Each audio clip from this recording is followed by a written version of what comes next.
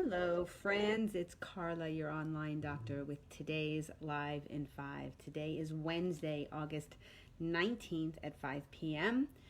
Hopefully, we will maintain a good connection. It is pouring here. Bad connection on television, internet, everything. So, fingers crossed. Okay, first off, there will be no live tomorrow or Friday. I'm going to be busy taking my daughter to college. Wish us luck. And that kind of brings us to today's topic.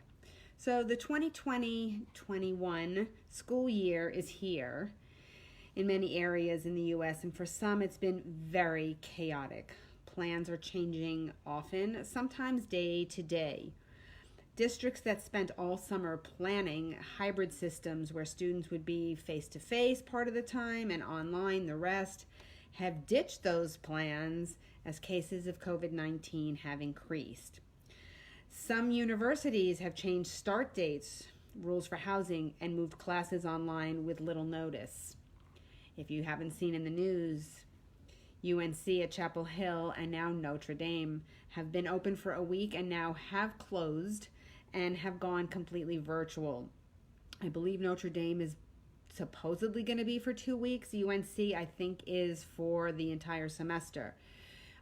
They arrived on campus, social distancing and all of that kind of went out the window, and cases were rising very rapidly. So, many districts, colleges have still yet to make decisions or final decisions as to what their plans are for this coming fall. Very easy to close the school. We're finding it very difficult to reopen them. Chicago Public Schools announced a week ago they will begin totally online. One school district in Georgia had to notify parents of 13 students and one teacher testing positive, and over 300 students in contact with them have been instructed to quarantine for 14 days. Another Georgia high school drew attention nationally after students posted pictures and videos of their peers walking in very tightly packed hallways, many of them without masks.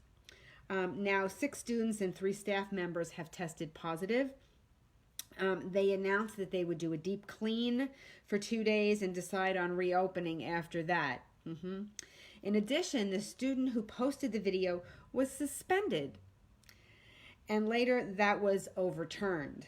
The superintendent said wearing masks is a personal choice, and he has no way to enforce it. And I say, are you kidding me?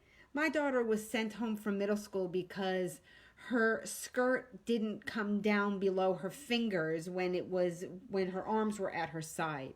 They certainly know how to enforce a dress code, so I think that is a very weak, wimpy, and I wouldn't even go in any further, response as a superintendent to say you can't enforce the rules. You don't like the rules, don't send your kid to the school, period. You don't have to wear a mask, just don't come to this school. Or find a way to have a virtual experience for those people who do not want to come to class. But if your classes are open and you require masks, that is part of your dress code, period. I'm sorry, that's my opinion. Johns Hopkins University changed its plans last week and moved all classes to virtual and discouraged all students actually from returning to campus at all. They did, however, discount the fall semester tuition by 10%, which I actually think all schools should consider because a virtual class is not the same thing. Yes, you still have to maintain funding for the school and you still have to pay all the teachers and do all of that, but when you're paying thousands of dollars for your student to get an education, you certainly should get a little bit of a break if they're doing it at home and doing a lot of it themselves. Other schools, such as Washington University in St. Louis, has converted all dorm rooms to singles, leaving many students scrambling to find housing. The result of this chaos is uncertainty for students and parents, and of course teachers as well, with profound ramifications for health, learning, emotional development, and economics in schools that open and schools that don't. Of the 20 largest K through 12 districts, 17 plan to begin classes completely online. New York City is one of the outliers, still planning a hybrid start. Like so much in the US, decisions to open or not are falling into political areas, with Republican areas far more likely to open where Democratic areas are likely not to. That said, many Republican states have bigger rural communities with lower COVID-19 cases. Pressure to open schools in Texas and Florida has backed off as cases have increased. Teacher friends of mine have said here locally they will be online and reevaluate at the end of September. But, where are we going to be then? We still do not know. My daughter, like I said, is moving to the dorms this week. Her classes are fully online, but she will be living in the dorms. So far, they're testing for all students that are coming onto campus. I know Florida's positivity rate is still well up in the high teens. Fortunately, at the schools so far, the positivity rate is reported as of a few days ago was 2.6%. All of those students have been quarantined or sent home for 2 weeks and can return to campus after their quarantine is over, obviously assuming that they remain asymptomatic and they don't require any additional medical attention. So this is a major, major thing. Am I worried about sending my daughter off to school? You bet.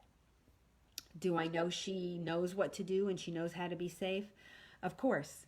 But just like here, everything is unknown. So she's going to social distance. She's going to wear a mask. She's going to wash her hands. She's going to use hand sanitizer.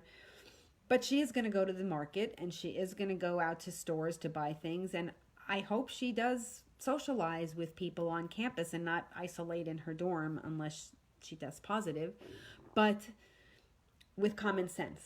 Again, with all of the parameters behind, the social distancing and whatever, these people can stay safe and we can continue to lower the positivity rate. I know in Florida it is coming down. I see the numbers from the hospitals where I work, and the numbers are half of what they were just about a month ago. So keep doing the right thing, people, because we can be open and we can lower the numbers. We just have to be smart. So on that note, I hope you guys have a wonderful Thursday, Friday, Saturday, and Sunday. And I will be back on Monday for another Live in 5.